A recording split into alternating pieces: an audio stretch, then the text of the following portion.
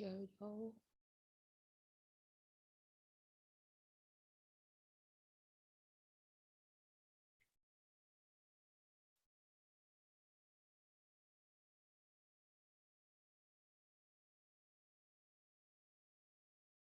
Okay okay it's shared now. Okay. हम्म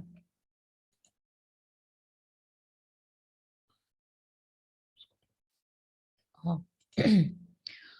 तो जब हमारे पास ये बात हो रही थी flying planes can be dangerous, तो ये हमारे पास एक स्ट्रक्चरल तौर पे जो है इसमें एम्बिग्यूटी हमें नजर आ रही है, क्योंकि वर्ड्स तो उसमें ऐसे नहीं है कि जिनके दो मीनिंग्स हों या मल्टीपल मीनिंग्स हों या मल्टीपल उसके मीनिंग्स आप जो है वो इंटरप्रेट कर सकें। ठीक है, तो फ्लाइंग प्लेन्स जो है वो हमारे पास एक वर्ड तो नहीं है, डिफरेंट वर्ड्स हैं। ठीक है, तो या तो उड़ते हुए, जब हम इस जुमले की बात करते हैं flying planes can be dangerous, तो इसमें हम जब बात करते हैं तो ये होता है कि या तो जहाज जिनको उड़ाया जा रहा है या उड़ाने की कोशिश कर रहे हैं वो डेंजरस है। ठीक है, या फिर उड़ते हुए जहाज डेंजरस है, खतरनाक है। ठीक है, तो यहाँ पे हमारे पास एक आ जाती है एम्बिग्यूटी। ठीक है जी। ओके, अब अगर हम दूसरी चीज को देखते हैं, दूसरे और सेंटेंसेस को हम देखते हैं, फॉर एग्जाम्पल इस वाले सेंटेंस पे हम आएंगे, लेकिन पहले हम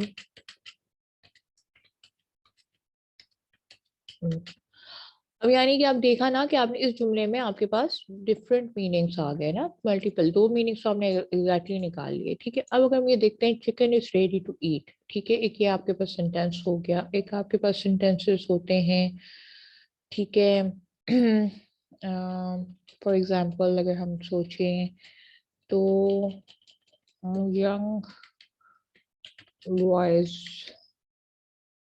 and girls love the adventure parks या एडवेंचर प्लेग्राउंड। ठीक है, प्लेग्राउंड ही लिख लेते हैं। ठीक है, पार्क्स। ठीक है जी, एडवेंचर पार्क्स सही है जी। ठीक है, एक और अगर हम इसमें और देखें कि कोई और हमारे पास सोच सकते हैं।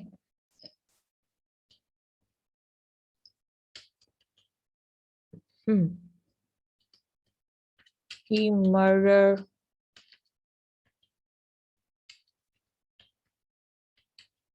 the guy with toothbrush।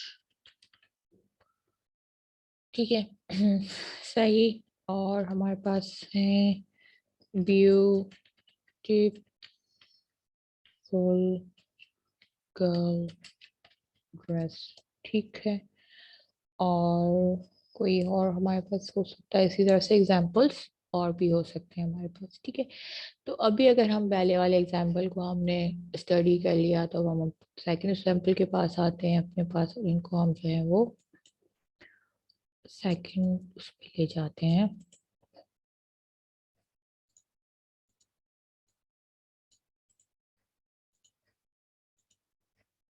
Slide पे। ठीक है, ये हमारी स्ट्रक्चरल एम्बिग्यूटीज की बात हो रही है यहाँ पे। ठीक है, उसके एग्जांपल्स हम लिख रहे हैं यहाँ पे। तो सेकंड एग्जांपल हम देखते हैं, chicken is ready to eat. अब यहाँ पे जब ये सेंटेंस है और उसकी बात अगर हम करेंगे तो chicken is ready to eat. Chicken as a chicken, जो कुछ चिकन है। ठीक है, एक तो चिकन होता है जो पक चुका है और एक चिकन है जो नहीं पका हुआ, इट्स नॉट बीइंग, मतलब अभी जिंदा है वो। ठीक, तो इस जुमले में हमें समझ में नहीं आ रहा कि किस चिकन की बात हो रही है। ठीक है, कैसे, मतलब कि chicken is ready to eat, अगर हमारे घर में खाना बन जाता है तो हमारे अम्मी या सिस्टर्स आके हमें यही कहती हैं कि chicken is ready to eat. ठीक है, तो या फिर हम ये भी तो हो सकता है कि वो ये कह रही हो कि भाई चिकन को भूख लगी है उसको खाना दो। ठीक है, तो इस जुमले में एक ये बात भी आ जाती है कि या तो चिकन को भूख लगी है या चिकन पक गया है उसको खा खा सकते हैं, या फिर चिकन को भूख लगी है और उसको खाना चाहिए। ठीक है, chicken is ready to eat, या तो चिकन पक गया है और हम उसको खा सकते हैं अभी, ठीक है। एक पॉसिबल मीनिंग इस जुमले की ये है, और दूसरी ये है कि या तो चिकन को खुद बहुत भूख लग रही है और उसको अब खाने का टाइम हो गया है और उसको खाना दिया जाए, ठीक। ओके, फिर हम आते हैं अपने सेकंड सेंटेंस के ऊपर, थर्ड सेंटेंस के ऊपर, ठीक है। Young boys and girls love the adventure parks, ठीक है जी। Young boys and girls love the adventure parks, ठीक है। अब यहाँ का जो ये जुमला है इसमें भी हमारे पास बहुत बहुत सारे इंटरप्रिटेशंस आ जाते हैं। अब वो कैसे आ रहे हैं हमारे पास? वो हमारे पास ऐसे आ रहा है कि यंग बॉयज एंड गर्ल्स, ठीक है जी। यंग बॉयज एंड गर्ल्स, या तो यंग बॉयज जो है वो और जो गर्ल हैं वो जो है वो उसको पसंद करते हैं एडवेंचरस पार्क को, ठीक है। कैसे कि या फिर सिर्फ यंग बॉयज जो है वो एडवेंचरस पार्क को पसंद करते हैं, यानी कि इसके दो मीनिंग है। पहला ये है कि ये तो सिर्फ ये कि यंग बॉयज, ठीक है, यंग बॉयज जो हैं, यंग लड़के जो हैं, एंड गर्ल्स, गर्ल्स का कोई जहन में नहीं आ रहा कि वो यंग है या नॉन यंग है या सिर्फ गर्ल्स हैं, ठीक है। लव द एडवेंचर पार्क, ठीक है। या तो ये जुमला आ रहा है जहन में, ठीक है, इसका मीनिंग आ रहा है, ठीक है। या फिर ये आ रहा है कि यंग बॉयज एंड गर्ल्स, यानी कि दोनों यंग है, बॉय एंड गर्ल, और दे लव द एडवेंचर पार्क्स, ठीक है। तो यहाँ पे जब हम जुमले की बात कर रहे हैं यहाँ पे, तो यहाँ पे भी हमारे पास जो है वो पॉसिबल मीनिंग्स आ रहे हैं, और ये भी हमारे पास स्ट्रक्चरल एम्बिग्यूटी में आता है कि स्ट्रक्चरली जो है इंटरप्रेट किया जा सकता है दो तरह से, ठीक है। इसमें जो ये यंग वर्ड है, ठीक है, जैसे उसमें फ्लाइंग प्लेन्स जो था, ठीक है, ठीक है, इसमें चिकन जो था, ठीक है, इस तरह से जो वर्ड है या तो ये सिर्फ बॉय के लिए, बॉयज के लिए यूज किया गया है, या फिर होल हार्टेड मतलब पूरे दोनों बॉयज एंड गर्ल्स के लिए यूज किया गया है। तो ये जुमला हमें दो पॉसिबल मीनिंग्स देता है इस सेंटेंस के, ठीक है जी। यानी young boys and girls love the adventure parks, young boys and girls, यूं करके रुक गया, या फिर young boys and girls love the adventure parks, ठीक है। तो इसके हमारे पास दो डिफरेंट मीनिंग्स आ जाते हैं। जैसे इसमें ना flying planes can be dangerous, या तो उड़ते जहाज जो है वो डेंजरस है, या जहाज उड़ाना डेंजरस है, ठीक है।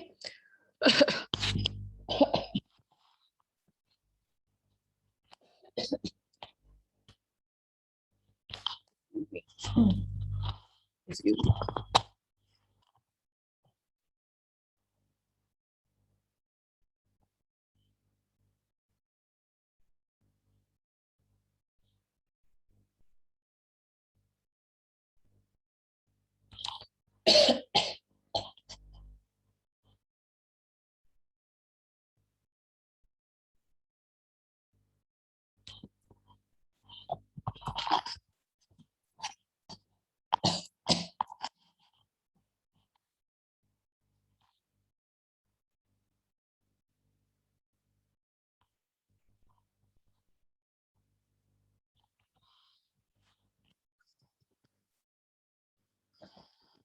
Okay. तो सेकंड जुमले में जो हमारे पास बात आ रही है वो ये आ रही है कि chicken is ready to eat, chicken या तो पका हुआ है जिसको हम खा सकते हैं, या चिकन जिंदा है वो खाने के लिए बेताब है, ठीक है। या तो हम चिकन को खाने के लिए बेताब है या वो खाने के लिए बेताब है, ठीक है। अच्छा, अब यहाँ पे यही है कि young boys and girls love adventure parks, young boys and girls को एडवेंचर पार्क्स पसंद है। तो अब यहाँ पे या तो सिर्फ यंग जो है वो बॉयज के लिए यूज किया गया, सिर्फ इतना यंग बॉयज हो गया, and girls love the adventure parks, या फिर यंग बॉयज एंड गर्ल्स, ये दोनों के लिए यूज किया गया है, और ये जुमला ये यूं है, ठीक है। ये one of the three examples for your structural ambiguity. अब हम यहाँ जाते हैं, एक और हमारे पास आते हैं, पहले इस वाले पे चले जाते हैं, ब्यूटीफुल गर्ल ड्रेस, ठीक है। अब ब्यूटीफुल गर्ल ड्रेस की बात अगर हम करते हैं तो इसमें हमारे पास दो बात आ जाती है, ठीक है। कैसे? हमारे पास ये आ जाता है कि लड़की ब्यूटीफुल है उसका ड्रेस है, या ब्यूटीफुल ड्रेस है जो किसी लड़की के लिए है, ठीक है। इस वाली सेंटेंस की बात कर रहे हैं, ठीक है। तो जब हम यहाँ पे बात करते हैं ब्यूटीफुल गर्ल ड्रेस के, तो जुमले में हमारे जहन में ये बात ही आती है कि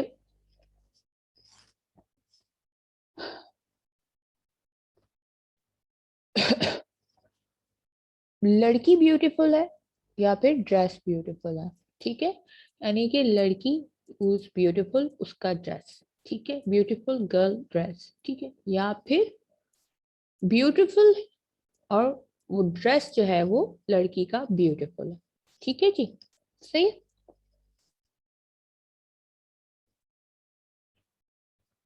अब यहाँ पे जब हमारे पास ये आता है जुमला he murdered the guy with toothbrush, ठीक है, और एक और हमारे पास इस तरह का सेंटेंसेस होते हैं, she observe the man with the telescope या बाइनोकुलर्स, ठीक है, वो भी हम यहाँ पे लिख लेते हैं, he saw the man with the telescope, ठीक है, ये भी हमारे पास जुमले होते हैं। तो ये जुमले जो हैं ये स्ट्रक्चरल तौर पे हमारे पास जो है वो एम्बिग्यूटी जो है वो प्रोड्यूस कर रहे होते हैं, ठीक है। तो अब यहाँ पे आ जाता है ये वाला, he murdered the guy with toothbrush, ठीक है। अब इस जुमले को हम जैसे ही पढ़ते हैं तो हम देखते हैं उसने एक बंदे का टूथब्रश के साथ जो है वो किल कर दिया, मर्डर कर दिया उसको, ठीक है। अब आप किसी को टूथब्रश के साथ मार सकते हैं, मर्डर कर सकते हैं, ठीक है, ये बात जहन में आती है। तो यानी कि इससे इसमें ये जहन में आ सकती है बात कि he murder the guy with the toothbrush, या टूथब्रश के जरिए उसने मार दिया, या एक बंदा था जिसके पास टूथब्रश था उस बंदे का कत्ल हो गया, ठीक है। तो इस जुमले में हमें ये जहन में बात आती है कि या तो एक शख्स का कत्ल हो गया है टूथब्रश के जरिए, टूथब्रश जिससे हम ब्रश करते हैं सुबह उठ के और रात को सोने से पहले, उसको हथियार बना के एक शख्स का मर्डर कर दिया गया है, ठीक है, एक शख्स ने ही मर्डर लगाया विद द टूथब्रश, ठीक है। या फिर उसने एक बंदे का कत्ल किया है जिसके पास टूथब्रश था, या हाथ में उसके टूथब्रश था या उसके पास उसके टूथब्रश था, तो ठीक है। तो यहाँ पे हमारे पास जो है वो दो मीनिंग्स इस जुमले में भी आ जाते हैं, ठीक है,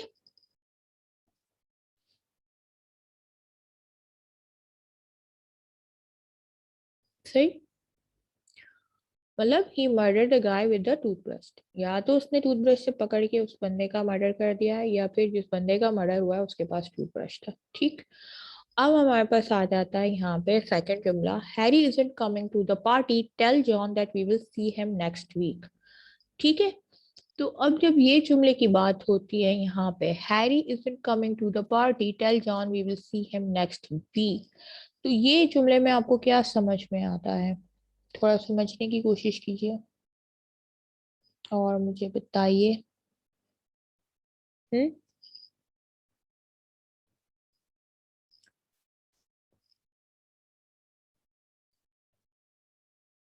हम्म।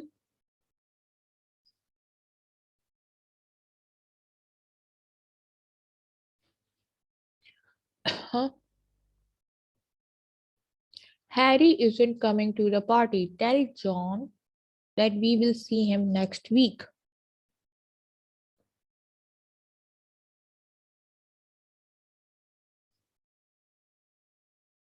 ठीक है। अब यहाँ पे जब हिम की बात होती है तो हमारे पास दो बातें आती हैं, ठीक है। एक बात तो हमारे पास कंप्लीट हो गया कि हैरी तो पार्टी में नहीं आ रहा, ठीक है। अब हम जॉन को बताओ कि हम उसको देखेंगे, we will see him next week, तो यहाँ पे हिम जो है वो किसको बताया जा रहा है, रेफर किया जा रहा है, हैरी को या जॉन को, तो ये चीज जो है हमारे पास जो है इसमें एम्बिग्यूटी बना रही है और हमारे पास समझ में नहीं आ रहा कि ये जुमला किसके लिए कहा गया और कैसे कहा गया, ठीक है। तो ये हमारे पास एक स्ट्रक्चरल बड़े जुमले में जो है वो आ जाती है आपकी एम्बिग्यूटी, ठीक है। She saw the man with the telescope, ठीक है। अब इस जुमले में भी यही है, हाँ मैं दोबारा उस पे जाती हूँ, Harry isn't coming to the party tell John that we will see him next week. अब जो है हम उसकी अगर बात करते हैं तो यहाँ पे जो हिम यूज हो रहा है वो या तो जॉन के लिए हो रहा है या हैरी के लिए हो रहा है, तो ये दो चीजें जो है ये यहाँ पे कंफ्यूजन क्रिएट कर रही है कि जो हिम है ये किसके लिए कहा गया है, ठीक है, जॉन के लिए कहा गया है या हैरी के लिए कहा गया है, ठीक है।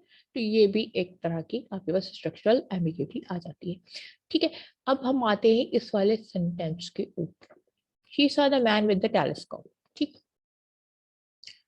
उसने एक शख्स को टेलीस्कोप के साथ देखा, ठीक है, या टेलीस्कोप के साथ देखा तो क्या हुआ, उससे क्या टेलीस्कोप के जरिए देखा उसको या उसके साथ देखा।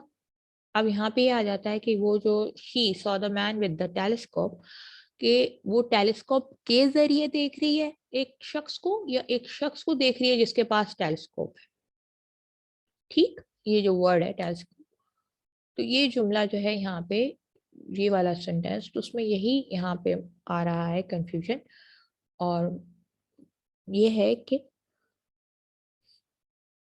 जो खातून है, जो शी है, जो वमन है, she is seeing the man with the telescope, या तो टेलीस्कोप के जरिए किसी शख्स को देख रही हैं या किसी शख्स को जो वो देख रही हैं उसके पास टेलीस्कोप है। ठीक,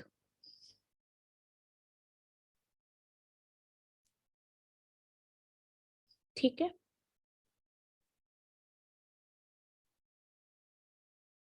सिमिलरली हमारे पास एक और बड़ा सेंटेंस आ जाता है कि शी कांट बेयर चिल्ड्रन।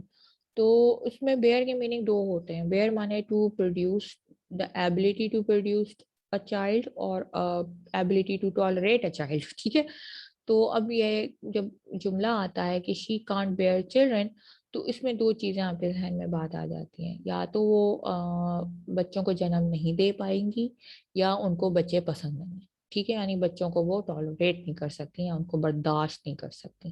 तो ठीक है, एक ये भी हमारे पास होता है।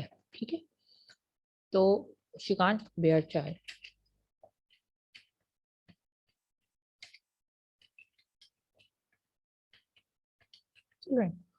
ठीक है, इसमें भी आपके पास दो किस्म के आ जाते हैं। ठीक है, तो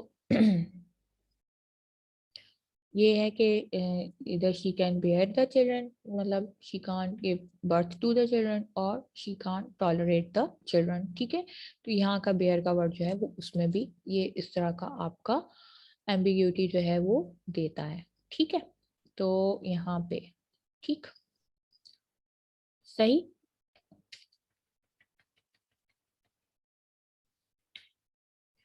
सही। ठीक है, तो यहाँ का जब वर्ड आता है, एक तो मैंने आपको ये बताया she saw the man with the telescope, तो शी saw the, एक शख्स है जिस, एक शी है, वुमेन है, उन्होंने एक बंदे को टेलीस्कोप के जरिए देखा या एक बंदे को देखा जिसके पास टेलीस्कोप था। ठीक है, शी कॉन्ट बेयर चिल्ड्रन, तो इसके भी आपके पास दो मीनिंग्स आ जाते हैं कि एक तो ये बेयर माने बर्दाश्त करना होता है, और एक बेयर माने होता है कि प्रोटेक्शन, ठीक है, जन्म देने की सलाहियत रखना। तो इसमें हमारे पास दो मीनिंग्स आ जाते हैं कि क्या, या तो वो जन्म देने की उनके पास सलाहियत नहीं है चिल्ड्रन को, या फिर वो चिल्ड्रन को बर्दाश्त नहीं करती हैं। ठीक है, तो अभी आपने यही करना है कि you have to write few sentences.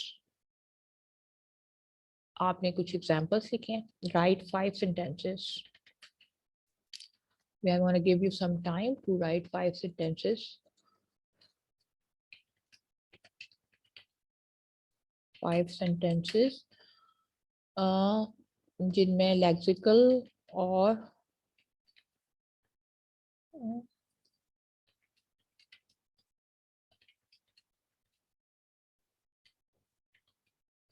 Structural struck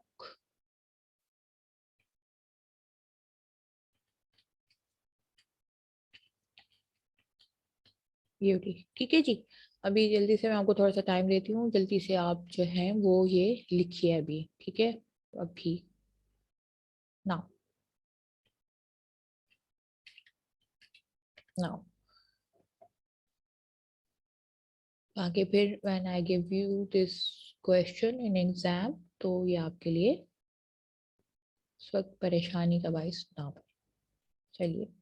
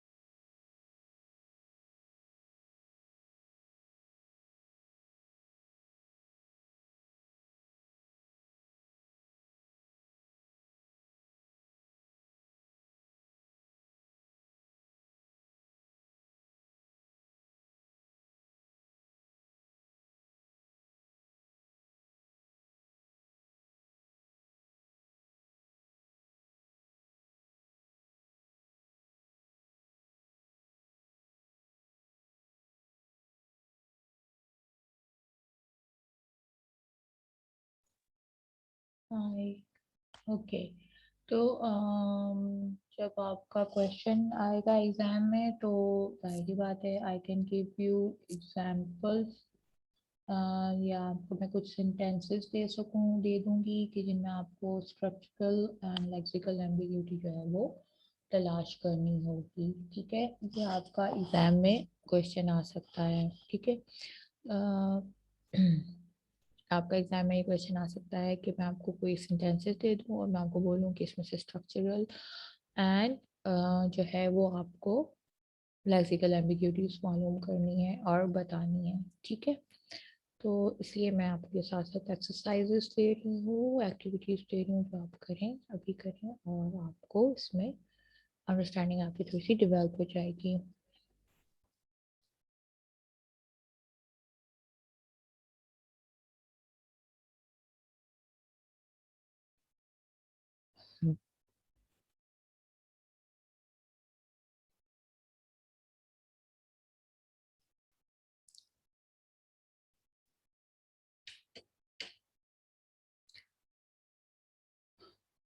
हम्म, फिर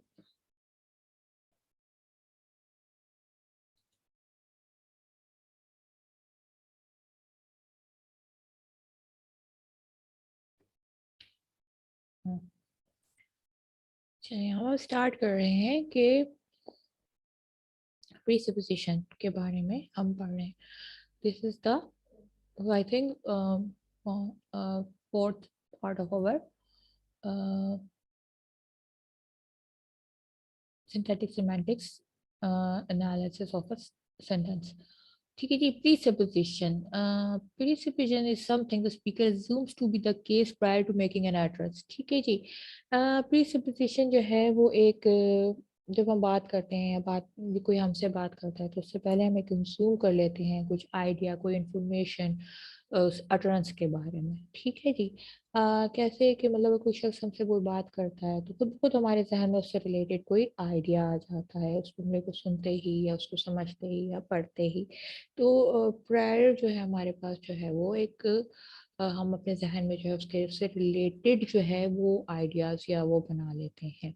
ठीक है, अगर मैं आपसे बोलूं क्वेश्चन, फिलहाल तो ये हम इस एग्जाम्पल पे बिल्कुल हम इस पे भी बात करेंगे, मैं आपको एक और एग्जाम्पल इसका बताती हूँ। और वो ये है कि बड़ा इजी था। अ, अगर मैं आपसे कहती हूँ I do not write any मोर।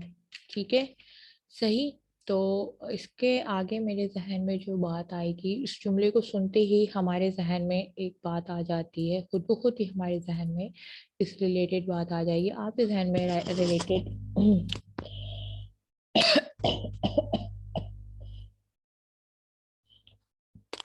आपके जहन में रिलेटेड आइडियाज और बात आ जाएंगे, आप अज्यूम कर लेंगे, खुद से हम जो है अज्यूम करते हैं किसी बात को कि आई do not write any more. तो हमारे जहन में ये बात आती है कि आई यूज टू राइट, यानी मैं पहले राइट करती थी। ठीक है, आई यूज टू राइट, ये हमारे जहन में बात आएगी। ठीक है, फिर हमारे जहन में ये बात आएगी कि I am an educated person. ठीक है, यूज टू राइट, पहले मैं इसको दूसरे उसमें लेता हूँ,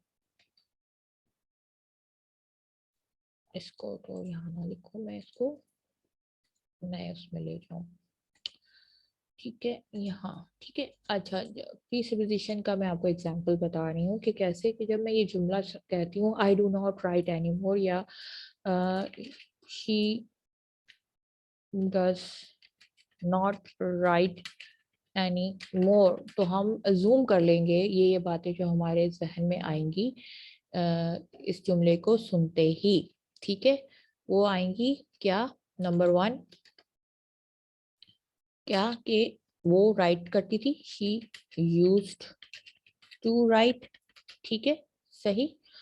दूसरा, शी इज, जाहिर सी बात है राइट करती है तो she is an educated person. ठीक है, तो ये हमारे जहन में ऑलरेडी जो है वो जहन में उसके बारे में हम अज्यूम कर लेंगे बातें। ठीक है, शी वॉज अ राइटर। ठीक है, सही। और अब नहीं लिखती वो, अब तो जाहिर सी बात है बिल्कुल नहीं लिख रही, वो बता भी रही है कि वो नहीं लिखती, और she is an educated person. ठीक है, तो जब हमें कोई बात कोई चीज आके बताता है, कोई जुमला कहता है, या कोई भी बारे में हमारे बारे में बात करता है, या किसी के बारे में बात करता है, तो हम खुद से पहले उसको अज्यूम कर लेते हैं बहुत सी चीजों को। ठीक है, इसको हम प्रीसपोजिशन का नाम देते हैं। ठीक है, तो ये है आपकी प्रीसपोजिशन, अंडरस्टैंडिंग। ठीक, अच्छा, अब हम यहाँ पे बात कर रहे हैं इस एग्जाम्पल की। जब हम ये एग्जाम्पल देखते हैं, जब हमारे पास ये एग्जाम्पल आता है कि मैरीज ब्रदर्स बॉट 3 horses, तो ये आपके जहन में क्या बात आती है? ठीक है, मैरीज ब्रदर बॉट 3 horses, तो इसके बाद हमारे पास जहन में फटाफट जो है ये, अगर हम यहाँ देखें, मैरी एग्जिस्ट। ठीक है, Mary has a brother, Mary has only one brother, Mary's brother is rich. ठीक है, ये चीजें हमारे जहन में फौरन से आ जाती हैं इससे रिलेटेड। ठीक है,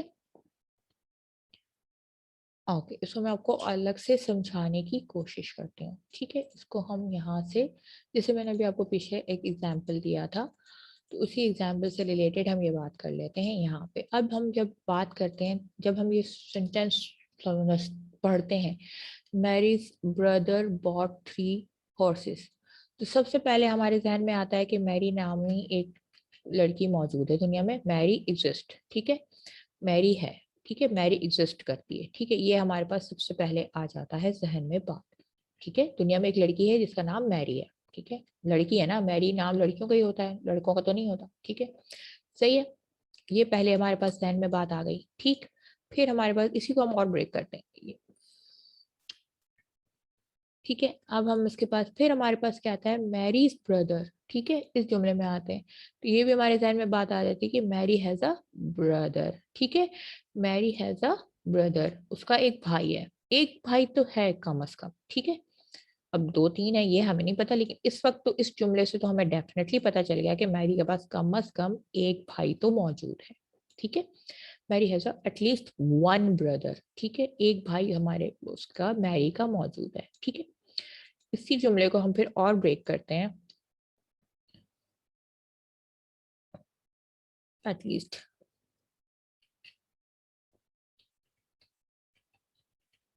एटलीस्ट लगाना चाहिए हमें यहाँ पे। ठीक है जी, सही।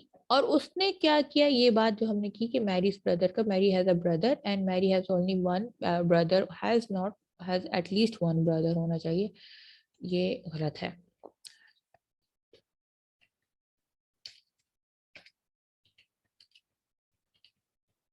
ठीक है जी, तो एटलीस्ट वन ब्रदर हो गया हमारे पास, और मैरीज ब्रदर इज रिच, ये हमें कैसे पता चला? भाई उसने 3 horses खरीदे। ठीक है, ये हमारे जहन में आ गई ना बात। ठीक है, उसने 3 horses खरीदे। ठीक है, तो अगर ब्रदर रिच है तो मैरी भी रिच है, ये भी हम सोच सकते हैं जहन में। हम क्या कर रहे हैं, हम अज्यूम कर रहे हैं, हम प्री सपोज कर रहे हैं बातें, किसके बारे में? मैरी के बारे में। ठीक है, ये सारी जो हम कहानी खेल रहे हैं, ये हम मैरी से रिलेटेड खेल रहे हैं। ठीक है, तो हमने ये जुमला सुना, किसी ने हमें बताया कि मैरीज ब्रदर बॉट 3 horses। ठीक है, तो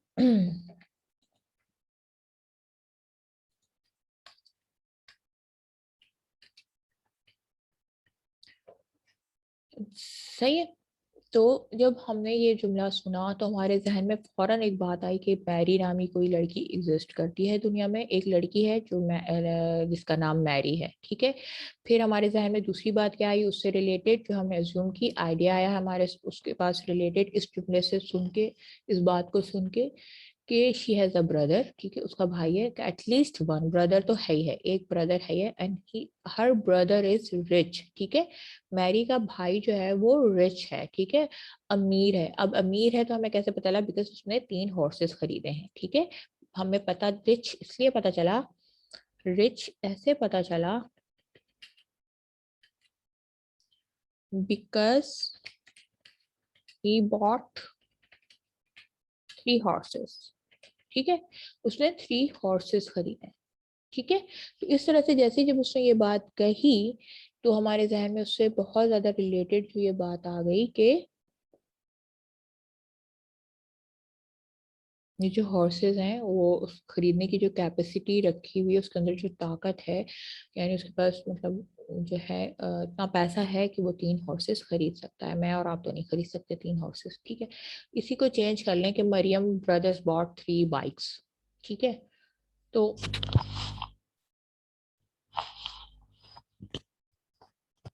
ये हमारे से बहुत रिलेटेड हो जाएगा, ठीक है। तो भाई अगर किसी के पास पैसा है तभी तो उसने 3 बाइक्स ली हैं, और उसके पास और भी ज्यादा पैसा है क्योंकि बाइक्स में तो सीएनजी नहीं लगती और आजकल पेट्रोल बहुत महंगा है, ठीक है। तो हम खुद से कैसे एज्यूम कर लेंगे इस चीज को, प्रीसपोज कर लेंगे कि जो है वो अमीर है, ठीक है। जब भी हम अगर ये बात करते हैं, इस चीज को अगर हम चेंज करते हैं यहाँ पे,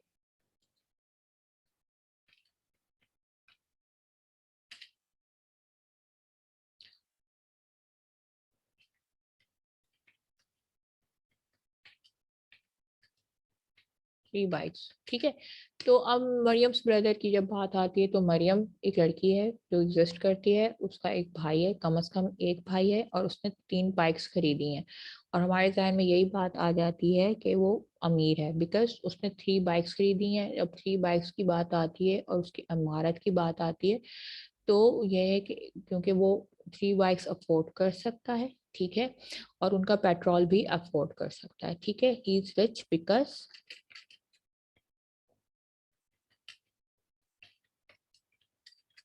he can buy 3 bikes, ठीक है।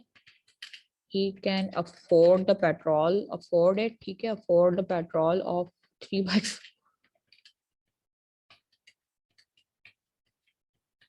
3 bikes, ठीक है। अभी हम अपनी तरफ से अंदाजे लगा रहे हैं ना, ठीक है, ये हमारी तरफ अपनी तरफ से हम अंदाजे लगा रहे हैं। अब हो ना हो ये अलग बात है, लेकिन ये हम अपनी तरफ से अंदाजा लगा रहे हैं, हमारे जहन में ये बात आ रही है, ठीक है। हो सकता है वो कारोबार करता हो इस चीज का, ठीक है, तो भी अमीर ही है, ठीक है, सही।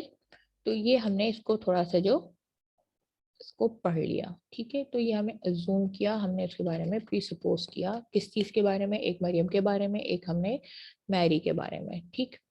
अब हम आते हैं अपने नेक्स्ट उस पे, इसका एक और हम आपको एग्जाम्पल बताते हैं।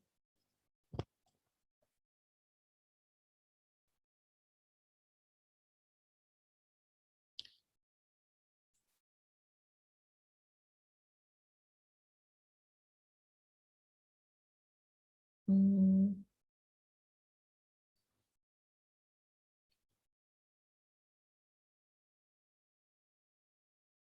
अभी जो थी, क्या नाम है, जैसे वो कहते हैं ना कि यार अगर आपके पास मतलब देखें कि आपकी फैमिली में कोई बंदे ऐसे हों जिनकी अच्छी जगह ताल्लुकात हों, ठीक है। तो हम अक्सर अपने दोस्तों में और फैमिली में ये बात खुद से अजूम करते हैं, हम सपोज कर रहे होते हैं, प्री सपोज कर रहे होते हैं कि भाई यार उसके ताल्लुकात थे, इस वजह से उसको ये प्रमोशन मिल गया, ठीक है। तो ये क्या किया हमने, प्री सपोज किया, हो सकता है ये बात ना हो सकता है वो अपनी मेहनत से अपना प्रमोशन उसने हासिल किया, और हो सकता है ये बात हो भी कि उसको जो है अपने ताल्लुकात की वजह से प्रमोशन मिला हो, ठीक है। तो ये भी हमारी एक प्रीसुपोजिशन हो रही होती है। तो ये उसमें कोई फैक्चुअल बात इतनी नहीं होती जितनी आपकी अपने आइडियाज से रिलेटेड बात होती है, ठीक है। तो हाँ, इसी तरह से अगर मैं बोलती हूँ कि the Tom sisters bought 2 apartments, ठीक है।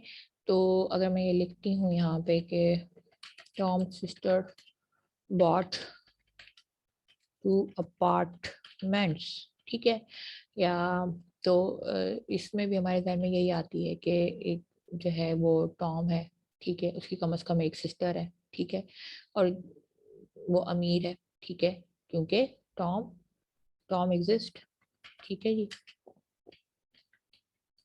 एग्जिस्ट हैज एट लीस्ट क्या 1 सिस्टर, ठीक है जी, 1 सिस्टर, सही। हम्म, ठीक है, ठीक है। और सोचें इसका क्या है, एंड उसकी सिस्टर ने दो अपार्टमेंट्स जो हैं वो बॉट टू अपार्टमेंट्स, ठीक है जी। तो अगेन बात वही आ जाती है कि रिच है, हमारे जहन में आ रहा है कि वो रिच है, ठीक है, तो इस चीज से हमें जहन में आ जाता है कि वो रिच है।